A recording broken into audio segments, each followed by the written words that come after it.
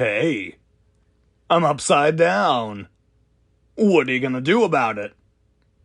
Fucking nothing, that's what. So I saw a lot of animated films lately. So much so that it made my frickin' head spin. All these different genres, styles, and stories, all potentially worthy of the underrated animation stamp of approval. But unfortunately, none of these films quite made the cut. These are not awful films by any stretch. In fact, I actually recommend each one. Individually, they do have a lot going for them and a lot to offer, and there's bound to be something you'll enjoy about them. But unfortunately, whether it be character work, narrative work, or thematic work, these films just didn't reach the potential they were oh so capable of achieving. At least compared to all the other films I've covered in this segment thus far. You may disagree with my stance on these titles, but I'm a picky motherfucker and an absolute stickler for quality. But again, I feel the need to reiterate, these films are completely fine specimens in their own right. Think of this as a runners-up list. So today, we're doing a gauntlet run of 4 underground underdogs who just missed the mark of true greatness.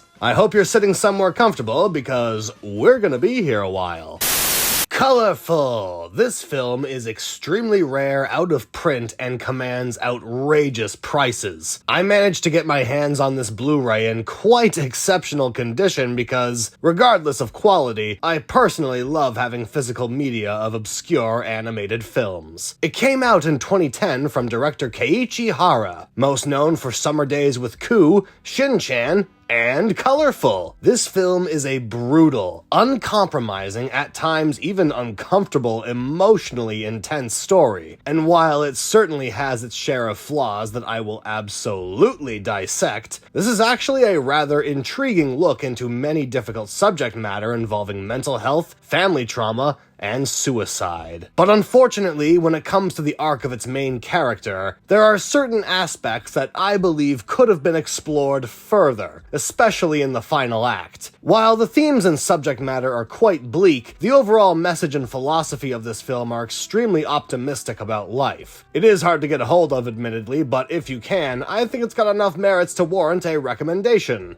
Colorful starts off in Purgatory, where we follow the first-person POV of a recently deceased soul. This soul is approached by a supposed angel named Pura Pura, who tells the soul that they've just won the lottery. They get to be reborn, and must find out the great sin they committed in their past life. But the soul, despite having no memory of their life beforehand, is apprehensive about returning to the land of the living. Pura Pura then pertinently brings the soul to an elevator, which literally drops them into the world we know. We explore the aerial views of the beautifully drawn layouts of urban Japan until we come across a hospital. The soul is placed in the young, troubled body of 14-year-old Makoto Kobayashi. And this is where our story begins. That's a pretty damn awesome opening scene, I must confess. It really sets the tone, has an intriguing setup, and the unbroken POV shots from the soul in purgatory and Makoto lying in the hospital bed as his family clamors in anxiety and shock are quite spectacularly executed. From there, Makoto spends the next few days recovering until he gets to return home, but it's a rather awkward adjustment period, as the soul possessing Makoto has no inkling as to what this boy was like, what his personality is, his likes, dislikes, anything. Pura Pura says it's part of the soul reformation. Makoto has to figure that out all by himself through the natural process of living. And if he can't do this within 6 months, the soul returns to the nether, and Makoto's vessel will die permanently. So, there are your stakes. Quite a bit of information about the plot, world building, and protagonist, but it's all necessary stuff. However, before we go any further, I feel it imperative that I fill you in on something regarding our protagonist. And in order to do so, I already have to delve into some light spoilers, unfortunately. Makoto Kobayashi, for a good chunk of the movie,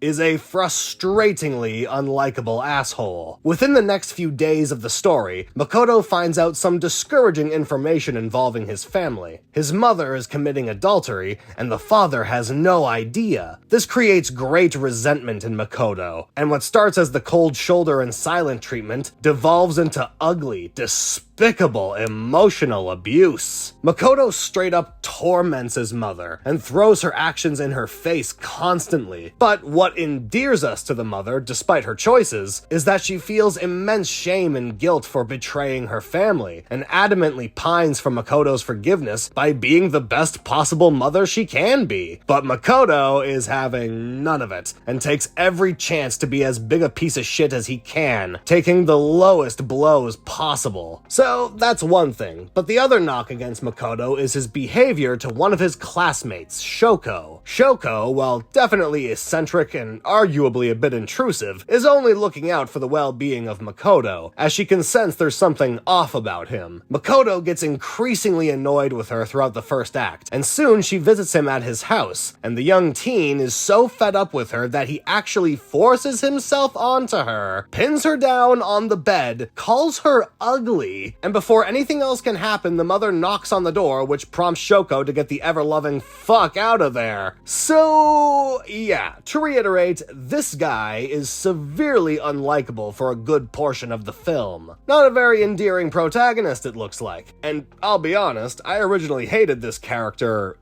a lot. I even foolishly thought at one point, man, if the protagonist is this unlikable, how am I supposed to root for him? But then I remembered characters like Alex Delarge, Shinji Ikari, The Social Network, the gang from Always Sunny, the characters from Seinfeld, and the Dark Urge from Baldur's Gate 3. All of these characters are morally reprehensible and in some cases absolutely deplorable monsters. Yet I still engage with them because I find them to be fascinating characters one way or another. If you're going to have an intentionally despicable protagonist, you better make sure they are at least interesting. Thankfully, Makoto Kobayashi's terrible actions are not written without purpose. For the most part. I won't spoil his arc immediately, but to the writer's credit, he does go through a drastic change in personality, outlook, and philosophy. Before we get to that, though, we gotta talk about the aesthetics. The world of Colorful is grounded, realistic, and true to suburban Japanese living. It creates such an intimate environment that feels lived in and natural. They even include real-life photographs from Japanese history to further enrich and expand on the world building. The layout work is superbly detailed, scenic, and appealing, and the character animation is thoughtful, subtle, and immaculately acted, especially on the mother. Her body language acting and facial expressions add so much to the shame and guilt she's experiencing. The animation is a big part of why I sympathize with her so much. But something that really surprised me with this movie is the music. Kao Otari composed some beautiful piano arrangements as to be expected from anime, but what I really liked are these bluesy guitar pieces that add a lot more character to the film and sets it apart from other anime films of this caliber. First time hearing it, I was taken aback, honestly, but it quickly grew on me. Not to mention the children's choir song that plays in the art room scene is an absolutely beautiful piece. Anyway, spoiler time, if you care. Here's your time code. One of the best aspects of this film, by far, is the friendship between Makoto and Saotome. These two are just adorable together, and we need to protect Saotome at all costs. He has a great enthusiasm for trains and locomotive history, and he captivates Makoto with his passion. They start to share their interests and aspirations about their academic future, and what blossoms is an honest-to-God, super endearing, absolutely wholesome friendship. And I love it. This is what anchors you back into the story after Makoto's relentless cruelty. And this is also the turning point where Makoto's behavior will start to slowly shift. He starts to see the broad scope of life and all the beauty it has to offer rather than zeroing in on all the things that bring him anguish. He even begins to make plans for the future, a future he knows is very much in jeopardy, but can't help but feel that resilient human spirit pressing forward. His attitude goes from cold, punishing, distant, and cruel to empathetic,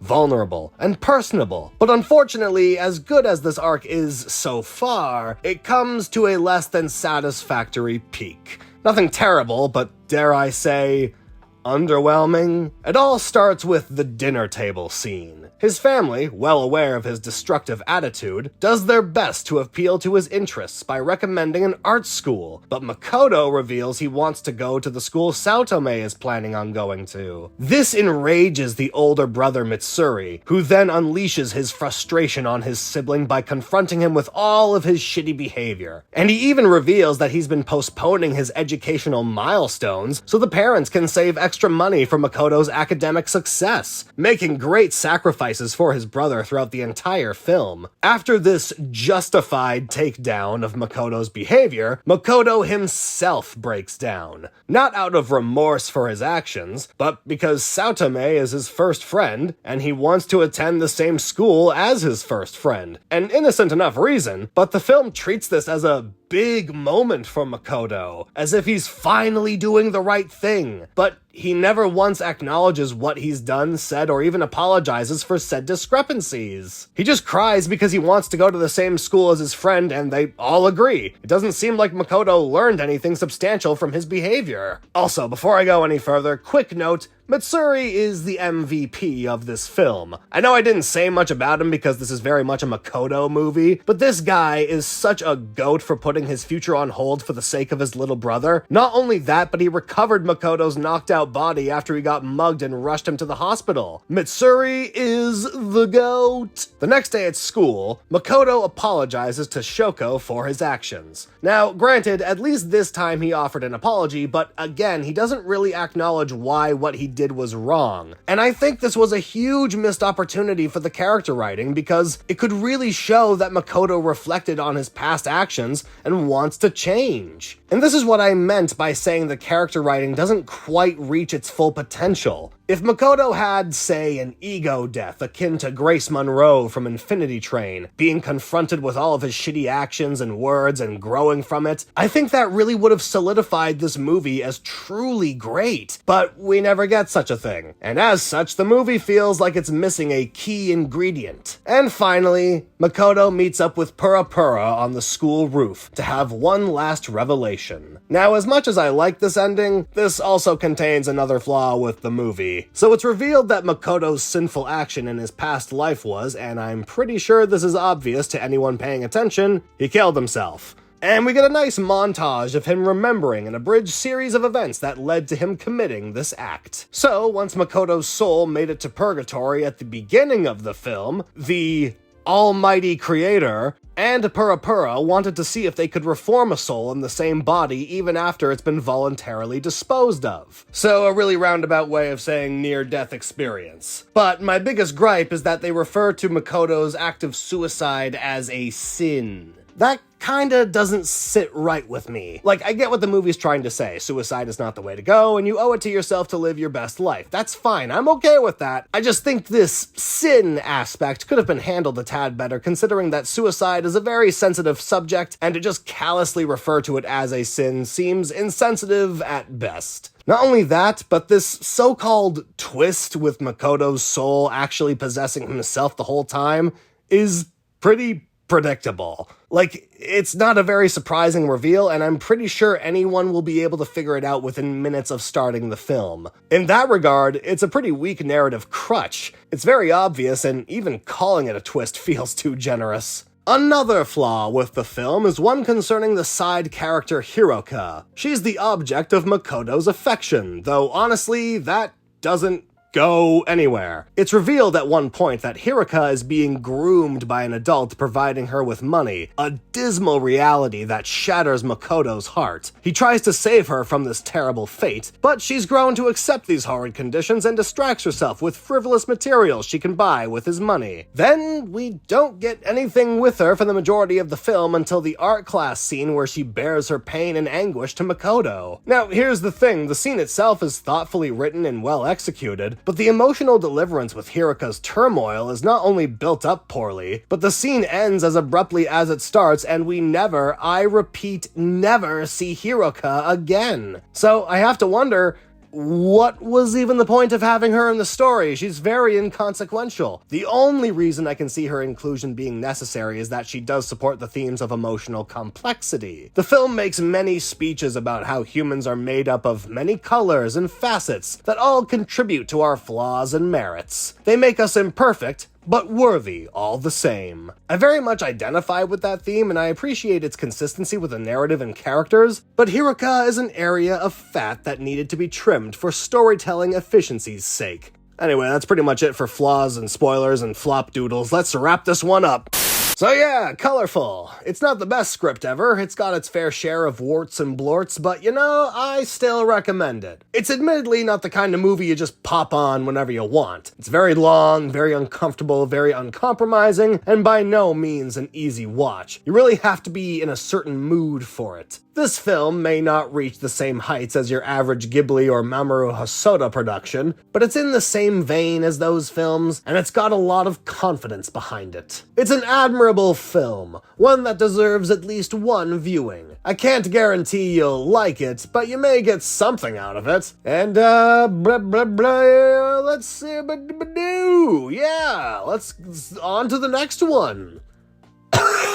On-gaku. Holy fuck, this movie is funny as shit. And as we all know, shit is pretty damn funny. I make no exaggeration when I say it has been a while since a film has made me laugh this hard. It's got such a dry and awkward sense of humor, and it's pulled off effortlessly. And it's complemented by the very precise and meticulous rotoscoping animation, combined with all the voice actors playing it completely straight. It came out in 2019 and premiered at a film festival in my city. It was met with high praise, heavy acclaim, and even managed to make its way into the Criterion collection. So, this must be really fucking good, right? Well, here's the thing. As funny as I find it, and as much as I do love this movie, it's also kind of a massive shitpost. Every story thread is treated as a joke or non sequitur, and every plot turn is predicated on the casual, non-committal whims of our nihilistic protagonist. To incredible comedic success, I must mention. But as far as actual substantive storytelling is concerned, there's very little for me to explore here. The basic story outline is, and,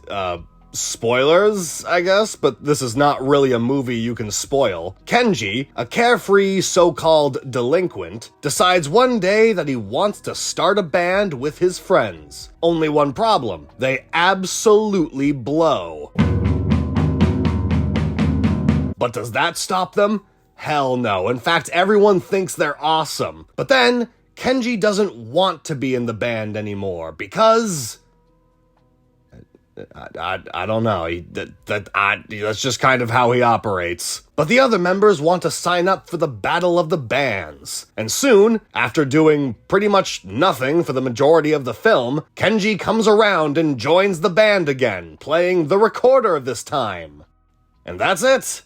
That's the story. Granted, yes, there's a subplot about this folk band that end up being inspired by Kenji's music, but not very deep. And there's another subplot how this other faction of delinquents want to fight Kenji even though they're piss scared of him. And while it's absolutely hilarious in how it's executed, it's also a pointless subplot and adds nothing to the themes or character writing. The most I can say about this movie, narrative-wise, is that it's got a strong theme about the power of music, and how music, no matter what it sounds like, can inspire art and creativity and bring out the best in us. That's an awesome theme, and I agree with it, but even then, it doesn't go much deeper than the power of music is awesome. I will say the actual music of this film, excluding Kenji's aimless strumming, is rather good. It's got some great bass pieces for the background music, some cool rock songs, and I love all the Easter eggs of albums they put in this movie. This film really loves music, and while it definitely treats its story and characters as jokes, you can tell there's a great respect for the pursuit and passion of music, even if you're terrible. And honestly, I wish there was more to say about the story and characters, because,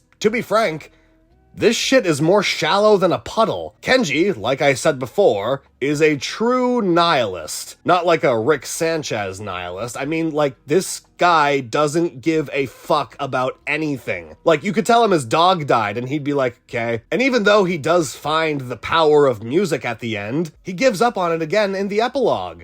So, like, what do I say about this character? He doesn't care. And it's hilarious, of course, but again, there's not a lot of substance. His friends are just two dummies. Aya is the girl. The bullies are pathetic excuses for bullies. Yeah, like, there's not much going on here. In the same way I found Calamity not very substantive in its storytelling elements, so too do I find this film. The only difference is, on-gaku is getting a hefty recommendation from me because of how funny and entertaining it is. And a big part of that is the animation. They get very creative with the rotoscoping, and it really makes you appreciate this style of animation a lot more. Not to mention, it does add to the awkward comedy. Anyway, yeah, I don't know if this is considered blasphemy or some shit, but as much as I love this film, I don't know if I can classify it as truly great, given that it basically goes nowhere. There was no real arc, aside from Morita, I guess, but like,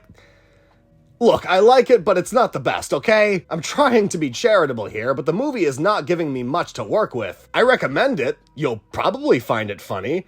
But even then, comedy is largely subjective, and some people might not vibe with this style of humor. It's a coin toss, but it's just over an hour long, so it's not a huge inconvenience to sit through. Give it a go.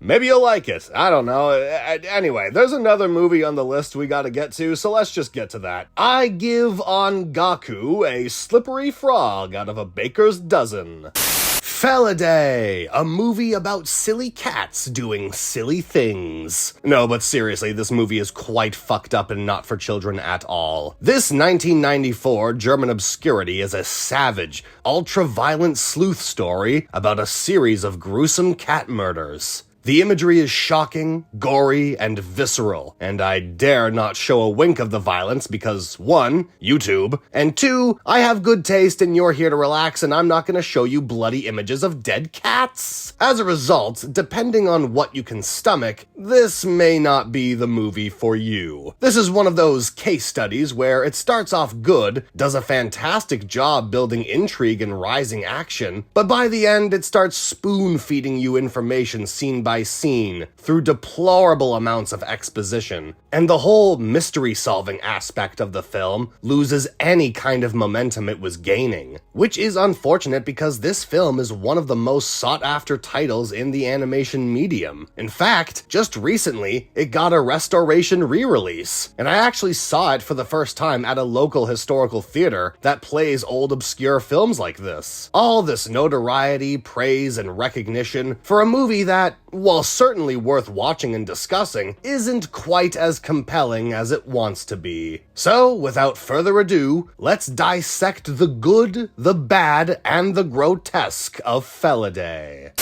Let's start with the good. First and foremost, the animation is top-notch. It's reminiscent of Don Bluth's expressive and fluid style. The character design is great, the layout work is wonderful, and the use of dramatic lighting and harsh shadows are absolutely striking. It truly does parade itself as a film noir in color, but with cats. The nightmare sequences in particular are quite spectacular, and it kind of reminded me of the Brave Little Toaster's nightmare sequences, but of course a lot more gruesome. Francis is actually a really good protagonist. He's a static character, set in his morals and worldview and doesn't waver from them at any point in the story. He's a smart, deductive, analytical, and inquisitive soul that has a flair for the macabre. And as such, this string of murders fascinates and horrifies him enough to solve this mystery. Francis really is the best character in the film and has the most going for him, whereas the supporting cast are very two-dimensional, thin, and archetypal. I dare say this film is carried by the protagonist, which, hey, fair enough, he is the main character, but it would have been nice to get a lot more out of everyone else, especially the villain. And while I won't show them, the aftermath of the deaths are brutal as hell. You'll either appreciate the art, or you'll straight up hate it,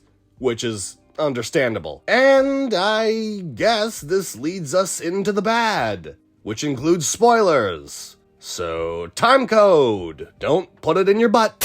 So one of the first things Francis comes across in this film is a cult of cats in his attic sacrificing themselves by electrocution. This cult is known as the Claudandus sect. We find out through some rather egregious videotape exposition that the Claudandus sect is named after a cat of the same name, who was horrifically experimented on in this very house years ago. The scientist who subjected Claudandus to these brutal immunity experiments was the unhinged Professor Pretarius, who was soon killed by the intelligent Claudandus himself. Soon after, Francis meets an uber-intelligent cat named Pascal, who has digital profiles on all the cats in the area alive and dead. Pascal ends up helping Francis with the cat murder case, and they form a very sophisticated rapport. Now, I don't know about you, but to me, it was incredibly obvious that Pascal is actually Claudandus. The narrative clues were just a little too on the nose. Not to mention, Pascal intentionally and rather blatantly points Francis in certain deductive directions so that he'll come to the conclusions he wants him to come to. It's not subtle foreshadowing at all. And when we get to the inevitable reveal of Claudandus, it feels like such an anticlimax. And that's not helped by the insanely rushed pacing of the third act. This is when the writing becomes incredibly forced, and like I said before, the information is potato gunned at you from all angles. And before the reveal, Francis even learns from some random kitten we've never seen before, who's apparently related to the sect leader, that Claudandus is still alive. And then we never see her again. It's so clunky. As it turns out, Claudandus is a cat eugenist that wants to perfect the Felidae gene pool by eliminating all breeds he deems inferior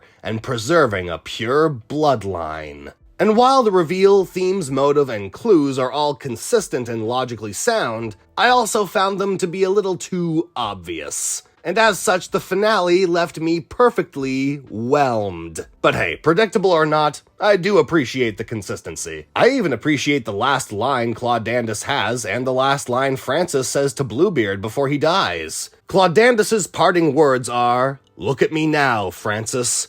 All you see is evil, yet I too was once good." And Francis's lines to Bluebeard are, "He lost his innocence, as man has." While not subtle in the slightest, I still like these pieces of dialogue, and it's a haunting note to leave you on because not even a minute later, the credits roll.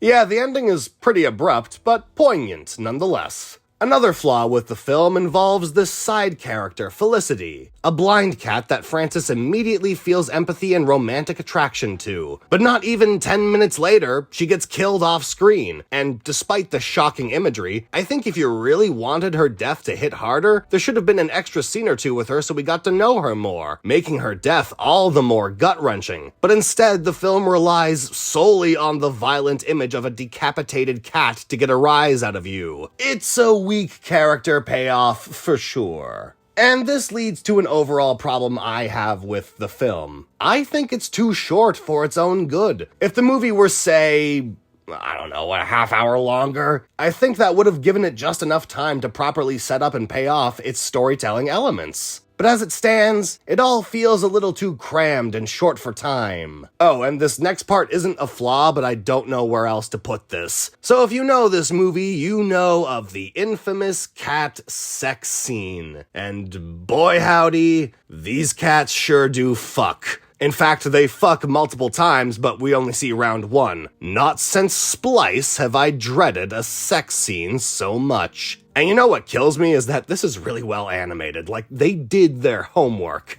Anyway, yeah, can't really talk about this movie without talking about the cat sex scene, so there you go. And that's pretty much that. I guess spoilers are done? In summation, Felidae is an interesting case study. Far from perfect, yet still visually arresting and narratively engaging enough to keep you hooked until the credits. Its flaws are far too sizable and neutering to launch it into masterpiece territory, but I still see why the film is so sought after and appreciated by its following. Oh, and I almost forgot to mention, the title song is really good as well. I wasn't expecting such calm, ethereal sounding music from a film this violent. It's on the archive if you want to watch it. The archive is your friend. I cannot say it enough, guys. And that's all for Feliday. Now, time to buckle your seatbelts because... Hey, motherfuckers, we're going to space!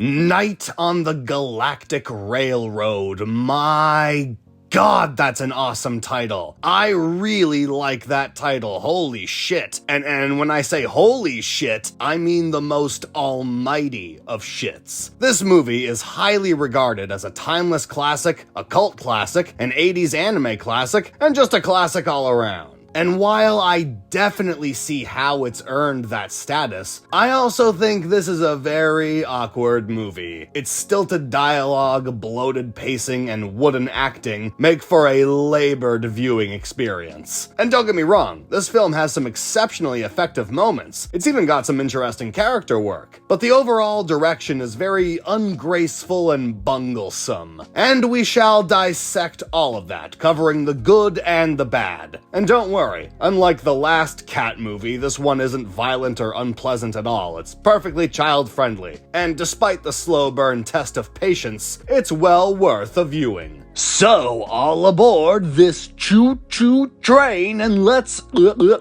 go! Author, poet, philosopher, agricultural science teacher, social activist, geologist, and cellist Kenji Miyazawa wrote a novel of the same name that got turned into a movie nearly 40 years after the book was published in 1934, published a year after Miyazawa's death. And I must say, this story and its premise are incredibly captivating. A young cat boy cat, Giovanni, is an unfortunate child whose dad is not around anymore. So he has to do odd jobs to help support his mother. But one night, on his way to the town festival, he boards the Infinity Train, a mysterious galactic locomotive that takes him all the way to space. On this train, he meets one of his classmates, Campanella, and together they decide to take this train to the edge of the universe. On this ride, they are greeted by many oddities and colorful characters who have their own stories to tell and wisdom to part. And to say anything else would spoil the reveals of the narrative. So before we get to that, let's discuss the spoiler-free aspects. I got 3 words for you. Atmosphere, atmosphere, atmosphere. This film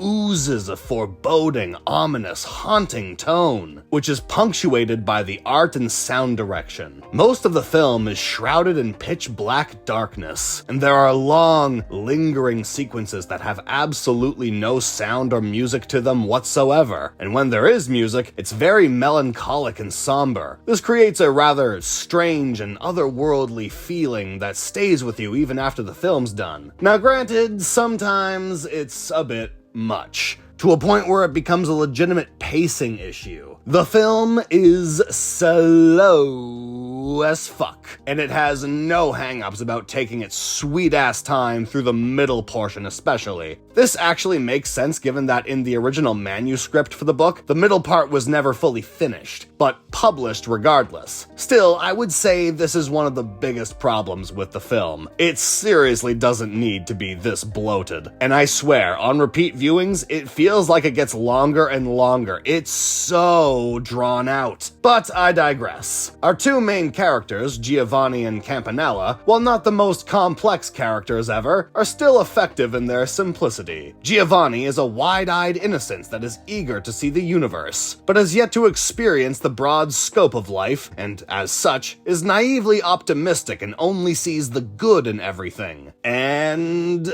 unfortunately, that's about as far as his character goes. The only other thing I can say about him is that he has a magic ticket, but that's not a character trait. Yeah, Giovanni, while perfectly likable, is also pretty flat. Campanella, however, is more mysterious and reclusive. He's kind of a silent observer in the story, never fully acknowledging the beliefs and stories of everyone else who boards the train, but never denouncing them either. And there are clues and foreshadowing that indicate a tragic secret he's keeping from Giovanni. Secrets that will be revealed in the Spaghetti Spoilers! I'm the best at segues. Alright, first things first. I think it's pretty obvious, even if you haven't seen the film, that the Galactic Railroad is a literal allegory for the journey towards death, and everyone who boards the train has died and are going to their respective afterlives. I absolutely love this visualization of purgatory and afterlife. It may not be very visually appealing or exuberant, but I very much engage with the eerie, lonely feeling these depictions evoke. It makes me feel nostalgic for a film I didn't even grow up with. It's as if the train scene from Spirited Away got its own movie, and I'm utterly enamored with this film's tone. Now, I think it's important to mention the heavy Christian imagery and dialogue in this film. One of the side characters even refers to the Christian heaven as the true heaven, which I can definitely see ruffling some feathers. But what I find interesting is what the film does with these elements of religion and afterlife. And most of that is exemplified by Campanella, the most enigmatic character. At the beginning of the film, when we first get on the train, Campanella says that everyone tried to catch him, but he was just too fast, while wiping off some mysterious sparkles off his shoulder. Like I said before, Campanella doesn't really acknowledge the Christian overtones the film throws at him. He's very indifferent about it, and that's probably because he knows he's not destined for the Christian heaven. Instead, we learn of the coal sack, a dark patch in the Milky Way. This, to me, is the most disturbing aspect of the film, and by the end, we still have very little information regarding the coal sack. It's just a nebula of darkness. Truly chilling, especially for a children's film. Now, before I go any further with Campanella's story, I need to quickly go over these characters, and you'll see why in a bit. Right around the second to third act merger, these three humans enter the train. 2 children and a grown man who is the kid's tutor. He tells the story of how he was on a sinking ship and was responsible for the safety of these children. As people piled on to the lifeboats, he realized that there was no way he could reunite the kids with their parents. He says that letting them die would be his greatest sin. Yet, there was no other option but to surrender himself and these children to the mercy of the sea so they can live in the eternal kingdom. A haunting and tragic story that is undoubtedly one of the most memorable moments of the film. And I think it's obvious, but the sinking ship they were on was none other than the Titanic, making this the only animated film with the Titanic that isn't a colossal dumpster fire shit show. The humans who drowned in the ocean also have that same sparkle on their shoulders Campanella had, and you can probably see where this is going, but not long after in the story, when everyone has left to go to heaven, Giovanni and Campanella are the only ones left on the train approaching the coal sack. And to Giovanni's surprise,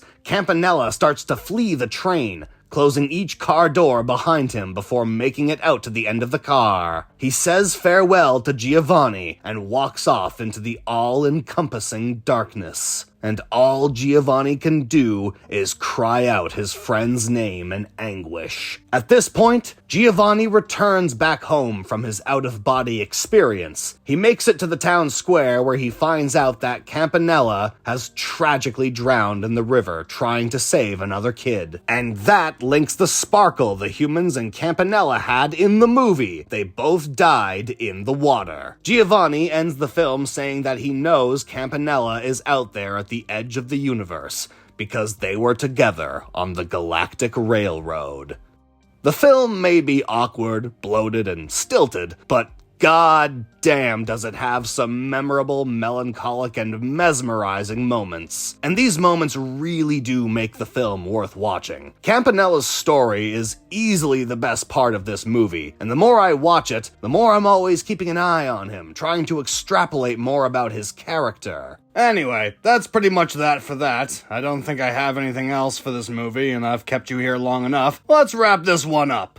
Night on the Galactic Railroad is a sad, effective, flawed, but worthwhile story that anyone from any walk of life can indulge in. It's not amazing, and it's got a lot holding it back, but it's got a lot pushing it forward as well. Stuff that I very much love and enjoy. I can say it is one of the most unique films I've ever seen, for better and for worse. It's available on YouTube if you want to watch it, but this movie, unlike all the others I've talked about in this video, is one of the easier titles to get a hold of. And you know, I really am having a problem writing a conclusive statement to tie up this movie, so I guess I'll just say, I like it. Also, Giovanni's therapy bills are gonna be fucking crazy. Hooray! We did it! Thanks for indulging me with this underrated animation runners-up list. While they may not have been the finest grapes in the vineyard, they still offer a lot of interesting, engaging, and dazzling concepts, ideas, and visuals. I still recommend each one. I had a lot of fun going through all of these, and like my grandpa used to say, I look forward to the inevitable extermination of all life on Earth. I hope you all had fun. I wish you all a speedy recovery. Try to ingest plenty of milk. There's dinner in the microwave. And always remember to never kill your family. Thanks for watching. And as a reward for making it through the video, I made you cookies. Eat the cookies.